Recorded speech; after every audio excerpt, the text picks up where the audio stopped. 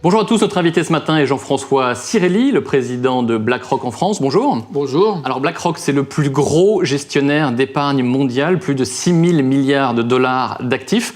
On voit actuellement pas mal de tensions sur les marchés liées aux menaces de guerre commerciale avec les tensions entre les États-Unis et la Chine. En Europe, c'est l'Italie qui inquiète après la formation du nouvel gouvernement populiste. Est-ce qu'il faut s'inquiéter? Est-ce qu'il y a des risques de déstabilisation assez fortes sur les marchés en ce moment? BlackRock est confiant sur la croissance du monde en 2018. Bien sûr, on va y revenir, il y a des incertitudes, mais le premier message, c'est un message de confiance sur notre croissance. L'inflation est maîtrisée, elle remonte, mais à un niveau normal. La politique monétaire se normalise aussi, et je pense que les banques centrales font un bon travail d'expliquer tout cela correctement aux acteurs économiques. Le cycle de croissance n'est pas terminé. Partout dans le monde. Le monde croît partout. Oui. Naturellement, un peu de surchauffe un peu aux États-Unis. La croissance chinoise est bonne. Et l'Europe croît toujours, même si les derniers chiffres ont été un peu décevants, disons-le. Mais donc, il y a un fond qui est positif. Bon. Mais bien sûr, il y a des incertitudes macroéconomiques. Ouais. D'ailleurs, la surchauffe américaine, qu'est-ce qu'elle peut donner dans un an? Les tensions commerciales ou des problèmes géopolitiques. La Corée du Nord, on l'a vu, ou l'Italie. L'Italie, justement, on peut s'arrêter 30 secondes dessus. Il y a effectivement des tensions en Europe sur les marchés européens. Est-ce que ça peut refaire une crise comme celle qu'on a connue en 2011 avec la Grèce, en 2011 aussi déjà avec l'Italie qui était menacée? Est-ce que ça peut créer de nouvelles tensions au moment où la Banque Centrale Européenne voulait enlever son soutien au marché? Bon, sur les banques centrales, ce qu'on a compris, c'est que les taux ne vont pas augmenter. En tout cas, on a quelques mois, voire peut-être une année devant nous. Donc, c'est plutôt un bon message qui a été, je pense, bien reçu par la collectivité des investisseurs. En revanche, oui, il y a toujours le risque qui existe depuis d'ailleurs plusieurs années, de risque de fragmentation de l'Europe, de développement des populismes. Ce risque, il avait un peu été dépassé par l'élection d'Emmanuel Macron, qui a donné un sentiment brusquement que tout allait mieux. Bon, ce que l'on voit, c'est que les problèmes sont quand même toujours là, mais heureusement, je pense qu'on fait des progrès, notamment dans le franco-allemand, on l'a vu la semaine dernière, et j'espère qu'au Conseil européen de la semaine prochaine, nous allons commencer à aller dans le bon sens. Donc il y a des risques, mais les fondamentaux intrinsèques sont bons. Larry Fink, le grand patron de BlackRock, fustige régulièrement le court-termisme des marchés, la tyrannie des résultats trimestriels. Est-ce que effectivement c'est un risque de rendre les marchés plus moutonniers?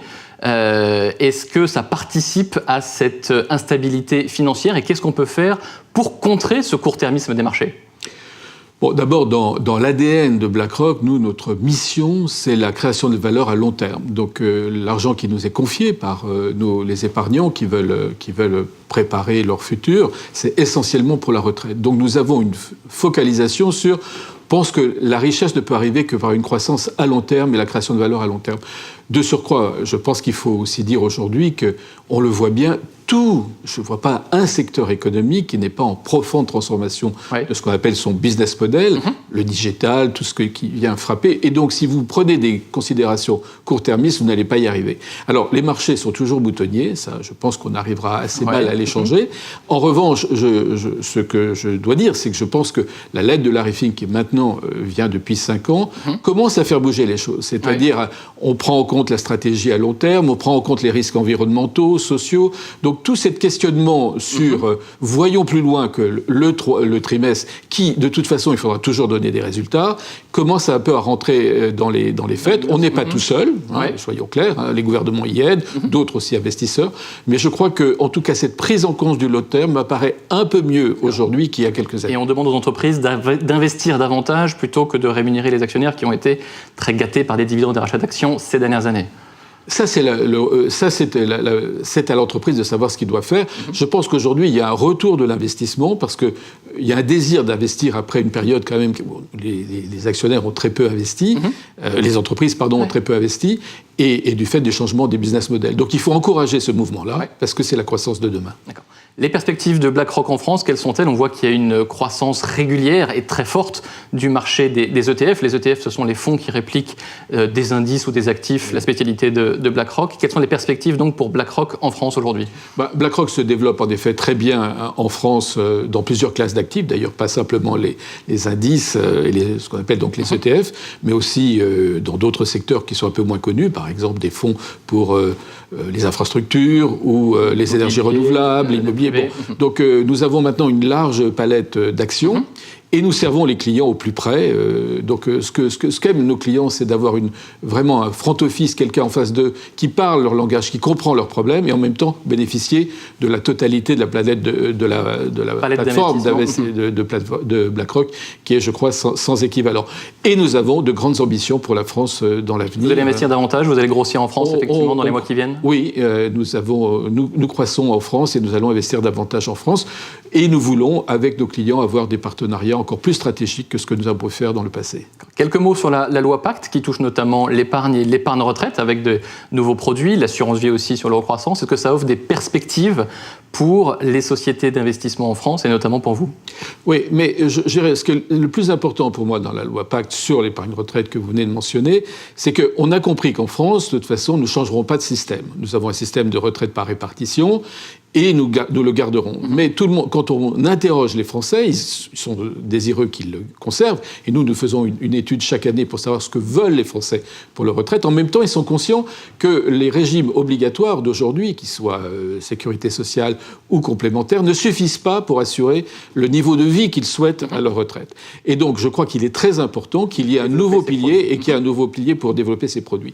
Alors après, je crois qu'il faut éduquer un peu les Français. Nous sommes dans cette idée-là, sur l'idée qu'il faut prendre très tôt, réfléchir à sa retraite. Aujourd'hui, vous épargnez pour conserver votre capital ou pour acheter un logement. Il faut que les Français commencent à réfléchir en se disant « mais nous avons intérêt très tôt à réfléchir après 60 ans, après 65 ans ». Et c'est une totale différenciation par rapport à ce qu'on fait aujourd'hui. Et donc je crois que ce projet de loi, s'il est voté, ira dans la bonne direction. Après, on verra jusqu'où est-ce qu'il est vraiment fondamentalement différent ou est-ce qu'il adopte un peu plus le régime actuel. Mais l'idée de base, qui est de dire pensez à votre retraite et au lieu de dire j'aurai pas assez d'argent, commencez à épargner est une bonne idée.